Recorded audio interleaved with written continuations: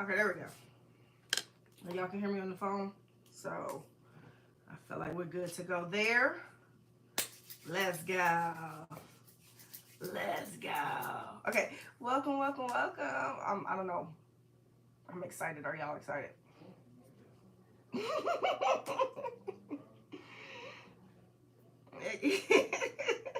We made it through day one. We made it through day one, and we are headed right on over into day two. And I don't know about y'all, but I'm telling you, today has been a day that has dayed like it's never dayed before. Okay, so I said, what is happening here? Um, but oh my gosh, God is so good. So y'all know this is our second day of the first fruit fast, and in this fast, because I'm pretty sure I did not even say that in the first video. During this fast, what we do is we abstain from food, and so there are 3 different ways that you can participate in this fast.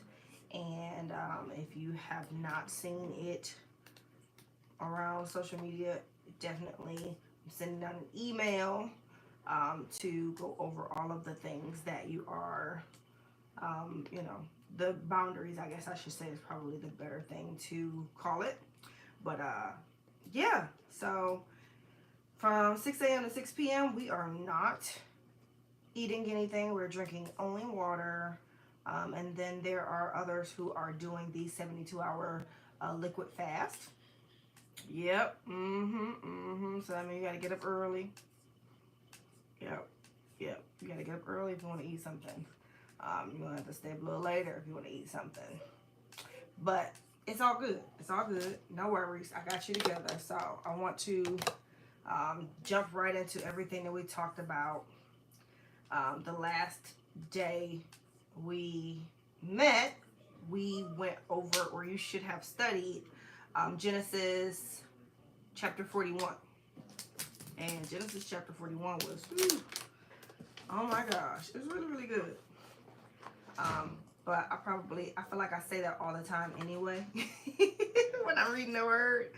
But one thing that I just wanted to call out is that I hope y'all read it.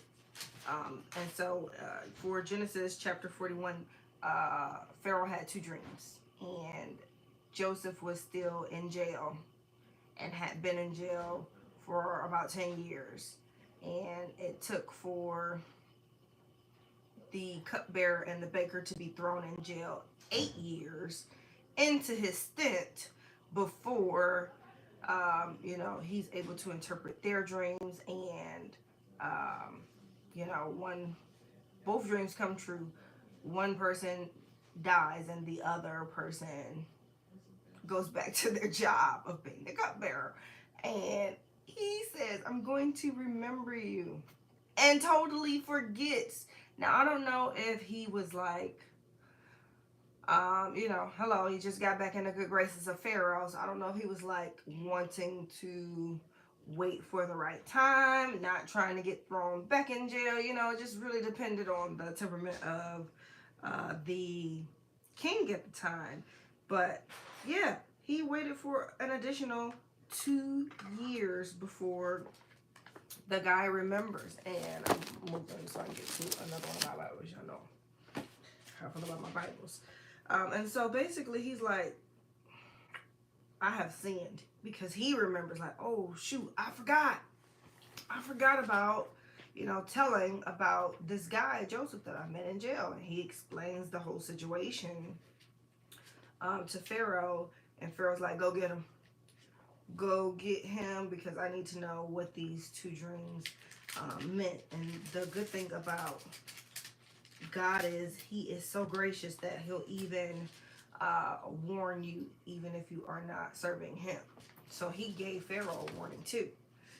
And so Joseph was able to interpret the dreams, and even in that he was very compassionate. He's very compassionate in giving his interpretation. But then also I wanted to call out that Joseph was not afraid of telling the whole truth. So he's like, okay, this is what it means, and here's what needs to happen.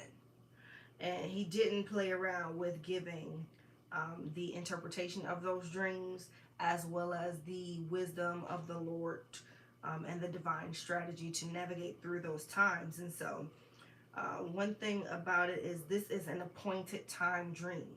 So we're dealing with Kairos time. And with that, this dream, this prophetic dream, is a warning. And so God loves you so much that he's willing to warn you of the things that are to come.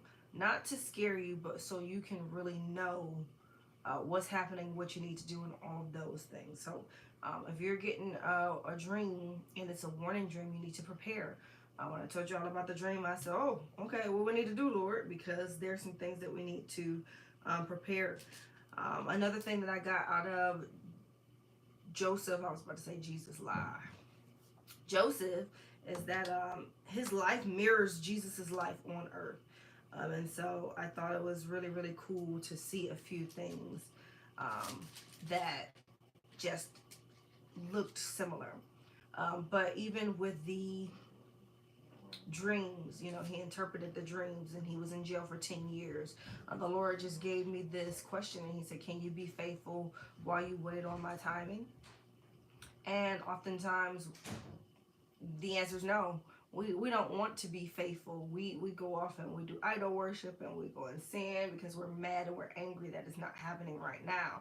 But I'm going to challenge you with the same question. Can you be faithful while you wait on God's timing? Because again, this was an appointed time prophetic dream. And it was a warning.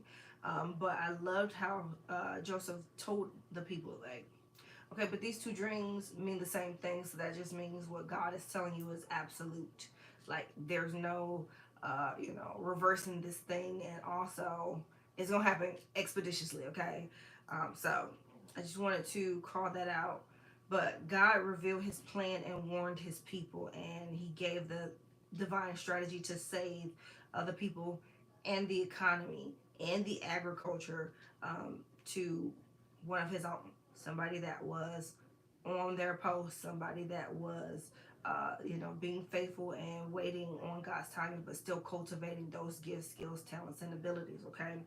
And so, again, Joseph had to have incredible foresight in order to prepare for this famine.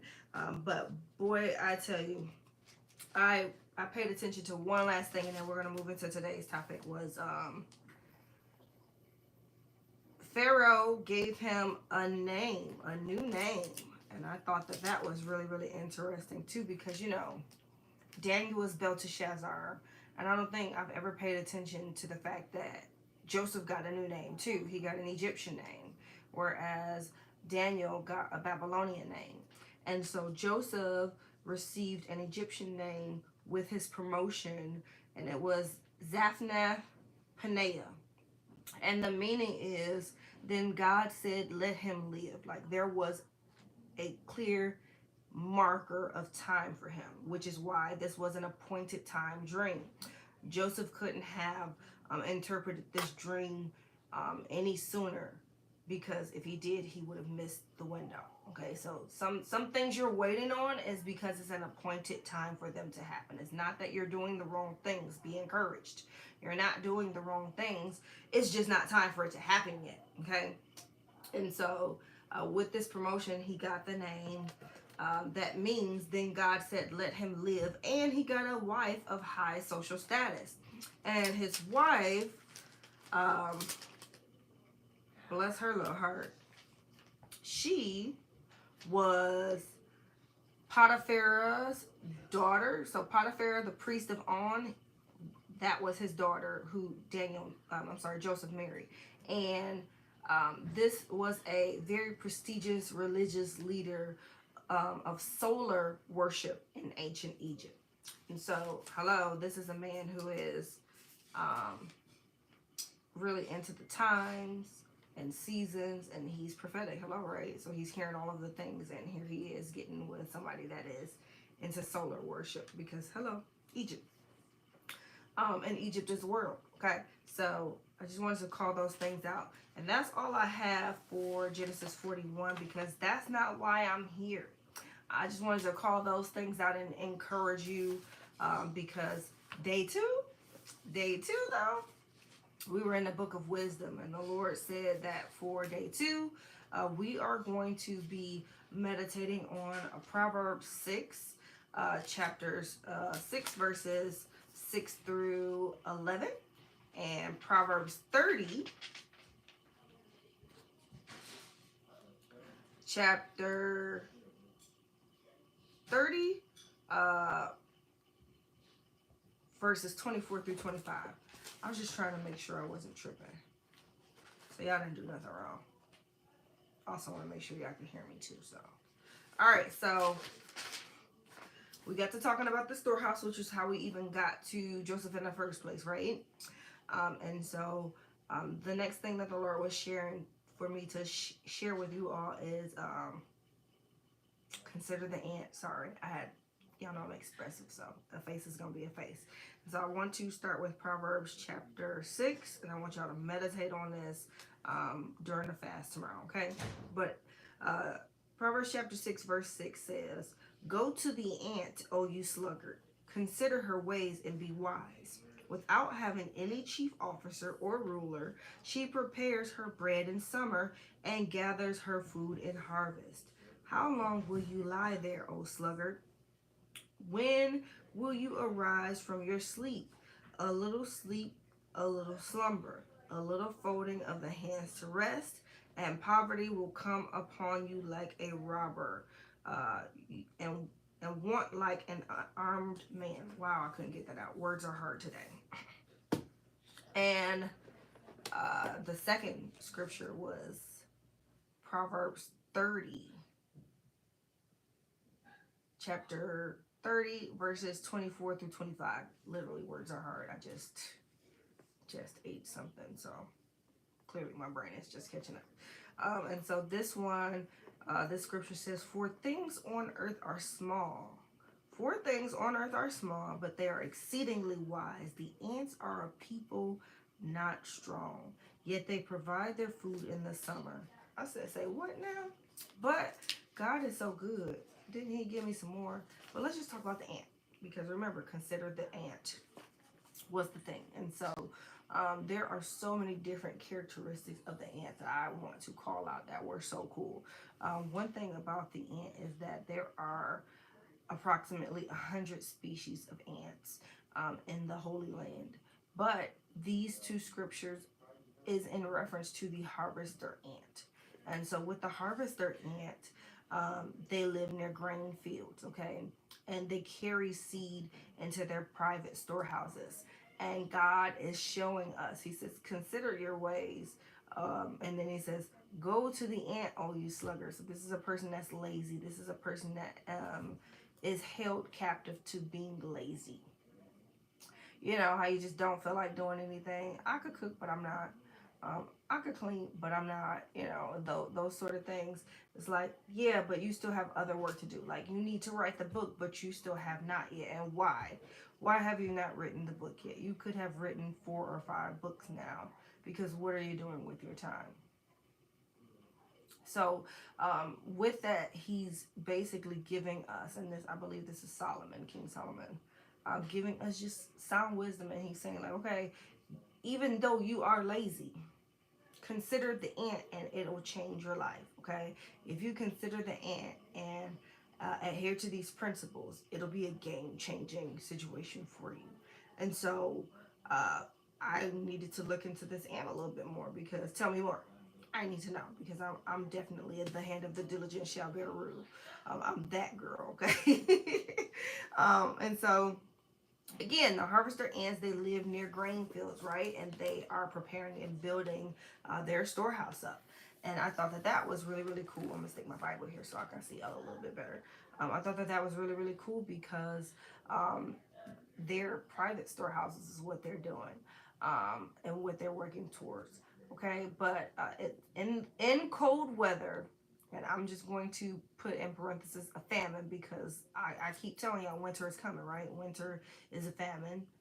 It's hard times. It's going to be a long, dark winter. Winter is coming, okay?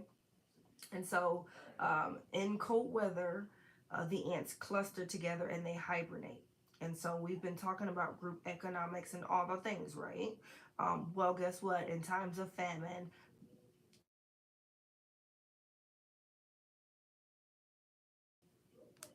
you're going to have to, sorry, people calling, child. Phone be blowing up. You're going to have, did you see me decline, child? Anywho. And it's on Do Not Disturb, so I really don't know what's happening here. All right, I just wanted to make sure it wasn't going to happen again because I can't do it.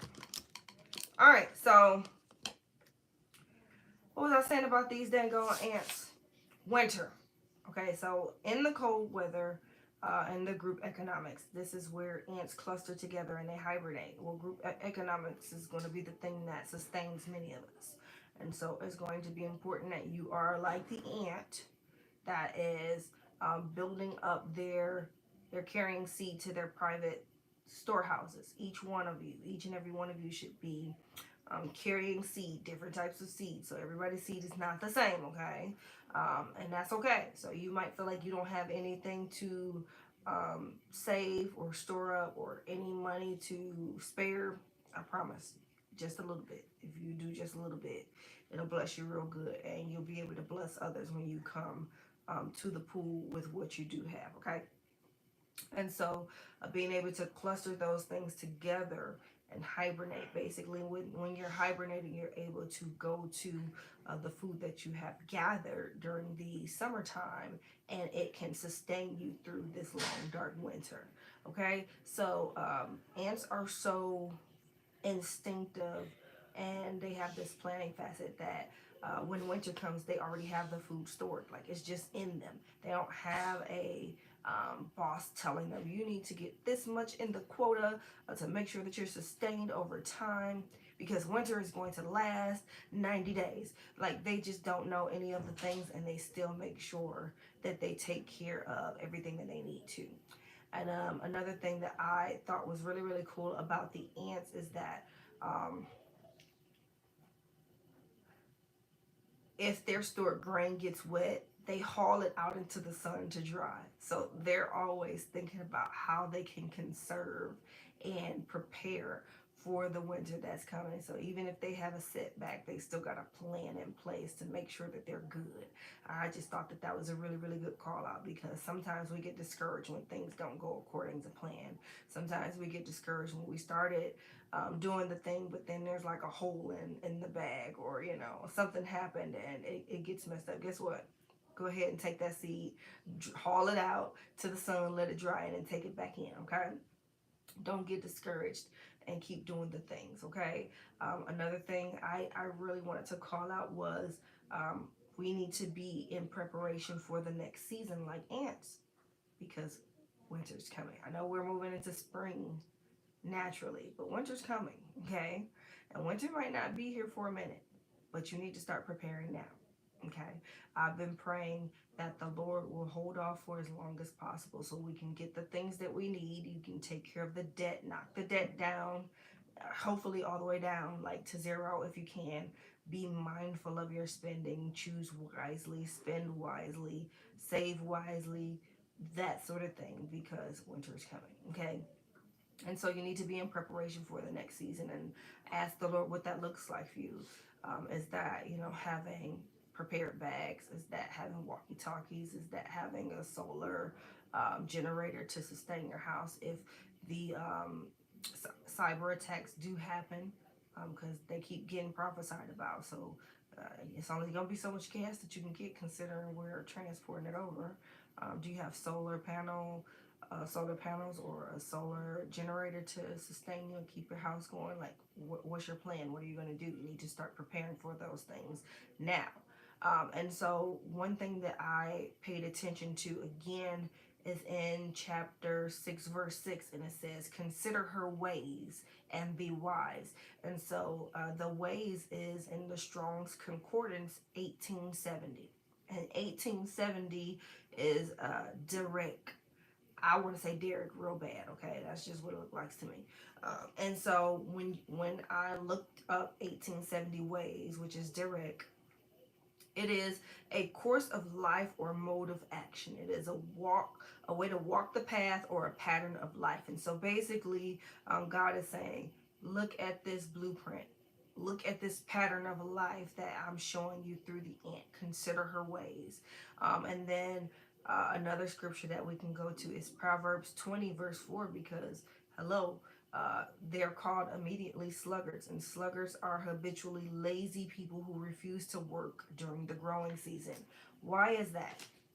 Because now is the time for you to work. Now is the time for you to put your money to work for you. There was a market crash that happened, and what is it? Cryptocurrency, and it went down really low. We got to jump in on it and like really start to buy. And I've seen so many people do such great things with the funds if they are a person that is able to pay attention to the signs. Okay, so we're always talking about stocks and stuff in our house. And we are friends with like day traders and that sort of thing. So we always talk about those things. But when I look at Proverbs chapter 20, verse 4, it says, the sluggard does not plow in autumn. He will seek harvest and have nothing. It makes me think of the, what's the 10 virgins, where 5 are prepared and 5 are not. It's given that. It's absolutely given that. But you have to make sure that you and the people that are connected to you in the season have to work. You got to work. You don't work, you don't eat. It's time to work. But let's talk about the harvester ant characteristics, okay? So some of the harvester ant characteristics are that they're hardworking and diligent. They have no ruler, no boss, no one over them. But they still do the right thing. I call that integrity, okay? So integrity is another one that they have. They do the right thing even when no one else is watching. They have instincts to reason and to plan ahead. They do not need instruction, okay? So nobody's walking them through this thing. Nobody's holding their hands. They just instinctively know that this is what they need to do. And so even with no instructions, they don't have accountability, okay? But they also have insight to seasons, and they are very hardworking and humble. And so those are things that you could stand to, implement into your life. Because I know it's something that I'm always trying to implement into my child.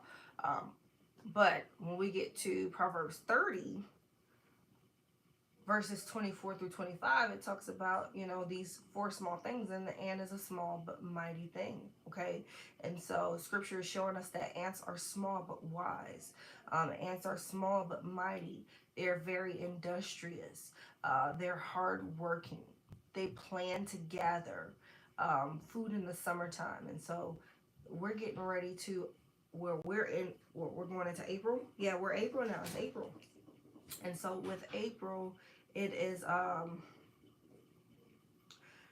it's spiritually and symbolically a season of opening. So it's about to break open. We're about to have some gates break open, okay? You're going to experience some openings happening in this month.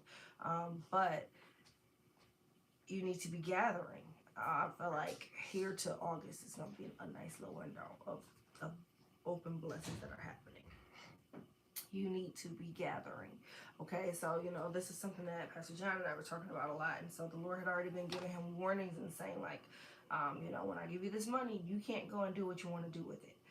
This is my money. I need you to do this, this, and this with it. This money has an assignment, and money answers all things. So it definitely did answer a prayer or 2 or 5 for us. But when you feel like you hit a lick, you're like, well, shoot, I'm gonna go to the mall. I'm gonna go buy me something that I always wanted to buy. And the Lord was like, that's not what this is for. So I'm saying all that to say you need to plan to gather. So when you get the money and it comes in, you need to plan to gather. Ask the Lord, what should I be doing with this? What do I need to do with these funds? Where do they need to go? That means you're gonna have to have some discipline and say no. That means you're gonna have to have some discipline and not go out to lunch all the time, which is not fun. It's not, but we got things we need to do. Okay.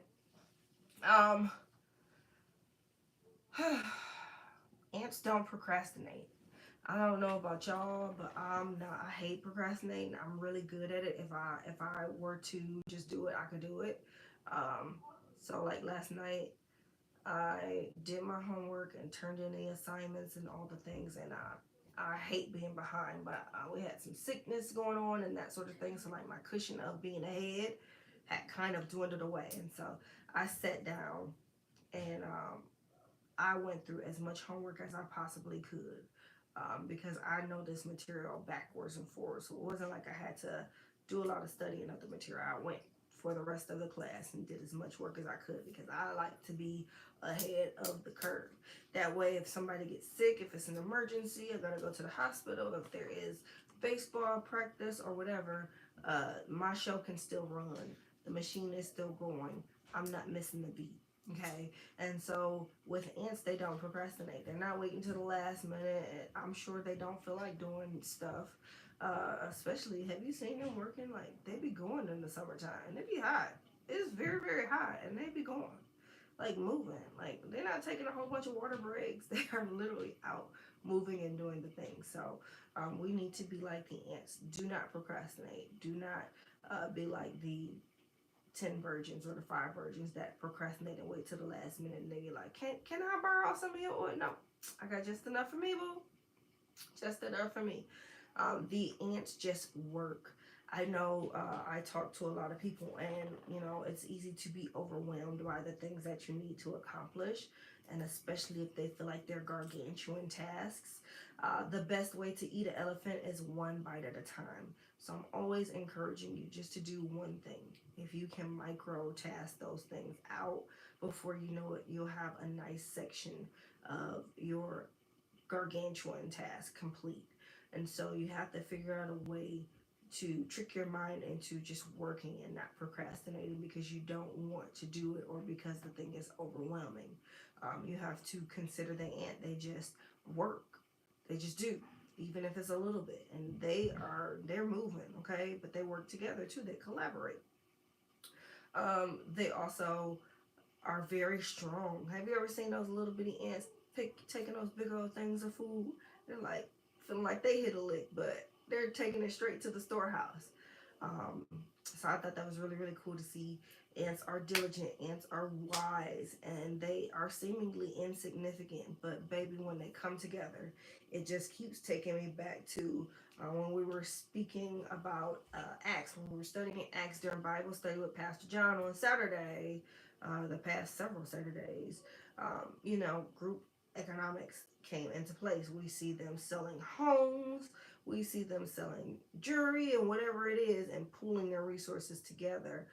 And so the government, the Romans, they didn't think anything of them. They didn't think they were a threat until they started to pool those resources together, right? And so at first they were just seemingly insignificant, right?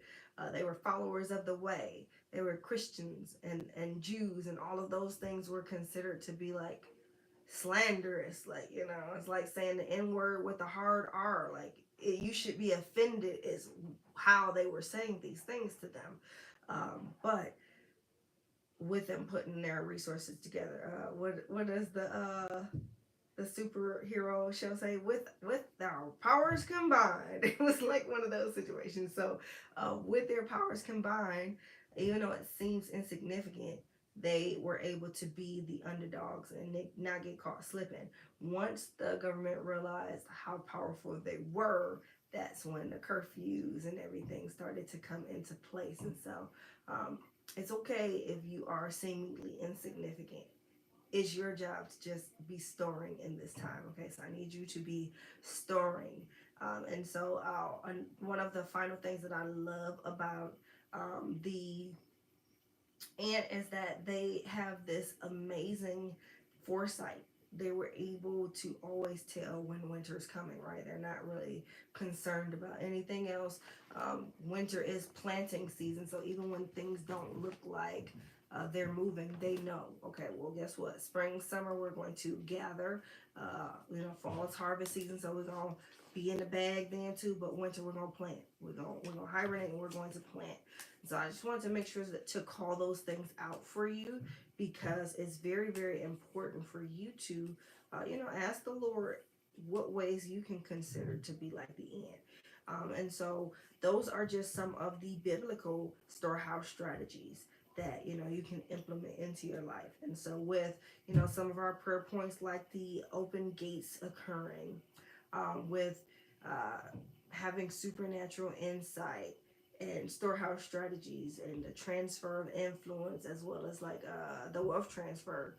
If you consider the ant, you'd be surprised what you could get out of that by implementing it into your life. So I just wanted to call those things out for you. um, Please make sure that you are meditating on the word. I'll make sure to get this email out to you um, right after this live is over. What was the thing that I needed to say? Oh, so tomorrow when we get on, it'll be our last day to get on. I need to do 8 o'clock. See what happened. You know how Kevin Hart got the chickens in the savings? I got a schedule, and I got a Google Calendar, I got an Apple Calendar, and I got another Google Calendar, and I broke a nail. See, proof. It's broken. And this one is on its way. I can't live like this. I gotta go get that taken care of, okay? So 8 o'clock tomorrow, maybe 8:30. Hopefully she not slow, okay? Hopefully she not slow. 8:30. Be there, be square. Um, that's all I got for y'all today. Today's quick and easy because I feel like we laid out a lot of the groundwork with the first session. So only other thing that I want to call out is while you're fasting, heavy on the Isaiah 58 fasting model, make sure that you're giving. Make sure that you're sowing into other people. Make sure you're giving to the poor. If you would normally go out and buy lunch, buy somebody else lunch. Be a blessing to them. Where you normally go and get your Starbucks, pay it forward to somebody. Or coffee, please just go get coffee. Don't be shopping at that multi-billion-dollar conglomerate.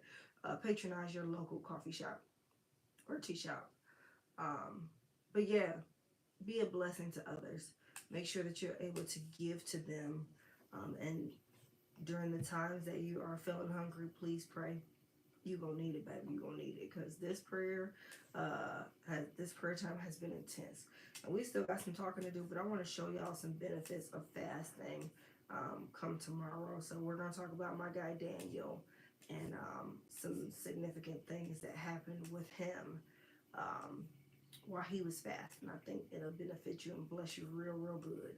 So that's all I got for y'all today. Quick and easy. I love y'all. Day 2 starts at 6 a.m. unless you are doing a full 72-hour fast of liquids only. If you're doing sun up to sundown, 6 a.m., we're starting day 2. So please enjoy some dinner. Don't do too much. Maybe like a broth and some vegetables. Something to like get you back into the swing of things. Don't go hardcore into what you regularly eat. Don't start eating like trash food. Okay, like you gotta fuel your temple really well. So be intentional about the things that you're fueling your temple with during this time. Have a smoothie, something like that. And so I need you to get up early. You need to get up early. Have your devotion time. Have your prayer time.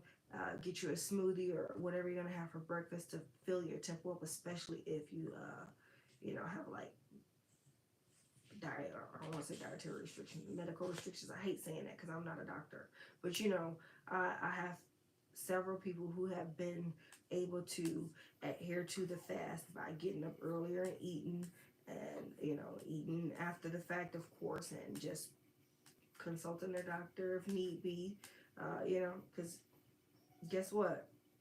I listen to doctors, but also I know who made them. Jesus was the great physician. So, he can get you healed and get you cured and get you off of medication. We got Pastor John off of blood pressure medicine, and his cholesterol is down now. So, just fasting and consecrating is a thing and can help your health improve your health significantly. So you want to be listening to what the Lord says. So if the Lord is telling you not to do something, not to eat something, it's for a reason. Just like Samson couldn't cut his hair and you can, it's for a reason. Okay, God is not empowering you to keep your hair long because you weren't, set apart for Him and for His glory in that way that Samson was. So when He tells you not to do something, don't don't think that you just got this because I promise you don't. Listen, it's a reason He's trying to tell you these things, and most times it'll save your life. So please, don't go crazy fasting when you break your fast. I'm sure y'all broke y'all fast already. And really just like stay hydrated, stay prayed up. We'll be back on this thing again tomorrow, 8:30. I'll text the group and let y'all know. And then I'll make sure moving forward at the end of this month, I'll make sure we on for our 7 o'clock. Okay, I'm gonna be on top of that thing. Y'all be blessed. I love y'all. If you got questions, you can ask me on Instagram. I'll answer via story. I'm gonna send y'all this email. Okay, bye.